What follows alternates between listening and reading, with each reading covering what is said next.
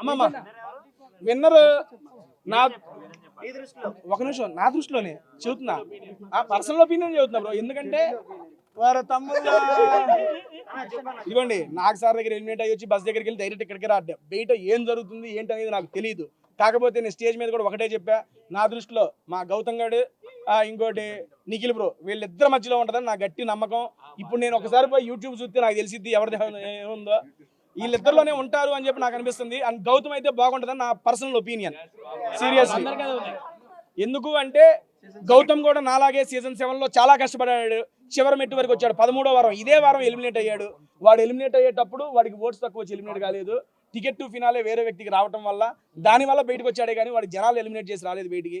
ఈసారి అదే సంకల్పం, నేను ఎలాగైతే మా అమ్మని ఇంట్లోకి తీసుకురావాలనే సంకల్పంతో లోపలికి వెళ్ళాను, వాడు కూడా కప్పు కొట్టాలని నిశ్చయించుకొని లోపలికి వచ్చాడు. నాకు తెలిసి అది గట్టిగా జరిగేట్టే ఉంది. నేను లోపల కూడా వాడికి అదే చెప్పాను, ఇంకొక వారం ఉంది, ఈ వారం మనవాడు గట్టిగా ఉంటే తీసుకెళ్ళి కప్పు ఏడా తీసుకొస్తాడు మీ ముందుకి. నేను అదే ఎక్స్పెక్ట్ చేస్తున్నా. ఆ రోజు కప్పుతో వచ్చిన తర్వాత మళ్ళీ మాట్లాడదాం వాడితో కలిసి. ఆయన నీళ్ళు పంచిపెట్టు ఓ అమ్మ ఎవరు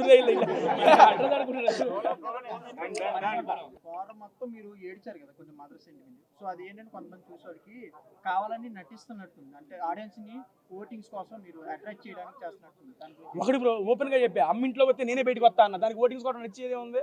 అండ్ ఇంకోటి అదే చెబుతున్నా, బేసిక్ గా ఏంటంటే బిగ్ బాస్ అనేది ఒక రియల్ ఎమోషన్, ఏదైనా ఒక జెన్యూన్ ఎమోషన్ అంతే.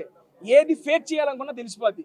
అండ్ దట్టు ఏడ్చారంటే అంతమంది పేరెంట్స్ వస్తూ ఉంటే, అరే మనం ఏం జీవితం వెళ్ళాం, అమ్మ రావాలనే జీవితంతోనే వెళ్ళాం. అటువంటిది మా అమ్మ రావట్లేదు మిగిలిన వాళ్ళందరూ వస్తున్నారంటే ఎలా తీసుకోగలని చెప్పు. ఒక క్లోజ్డ్ సర్కిల్లో ఒక 10 మంది ఉంటాము, మన అనుకునే వాళ్ళు ఇంట్లోకి రావట్లేదు, అరే మనం వచ్చిందే దీనికే, దీనివల్ల వేస్ట్ అయిపోయిందనే బాధ గుర్తుకొచ్చినప్పుడల్లా ఆటోమేటిక్గా కళ్ళంటే నీళ్ళు వచ్చేస్తాయి.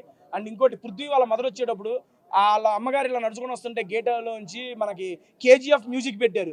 మీకు తెలియదు ఏముంది, పాటలు పెడితే దద్ద నుంచోనే ఉన్నా కాడతానే ఉన్నాయి.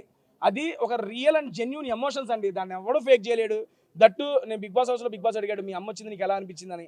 బిగ్ బాస్ నేను ఎమోషన్ అంత పెద్దగా అవ్వను, నాకు అవసరం లేదు అనుకున్నాను, కానీ అమ్మ ముందు ప్రతిదీ ఇంకా నాకు తక్కువే, అమ్మ తర్వాత ఏదైనా అని చెప్పేశాను అక్కడ.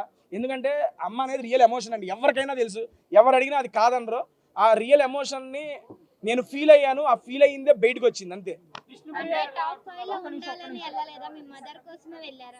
ఓపెన్ గా చదువుతున్నా, స్టేజ్ మీదే చెప్పాను, ఇప్పుడు మళ్ళీ ఏముంది అదే క్వశ్చన్.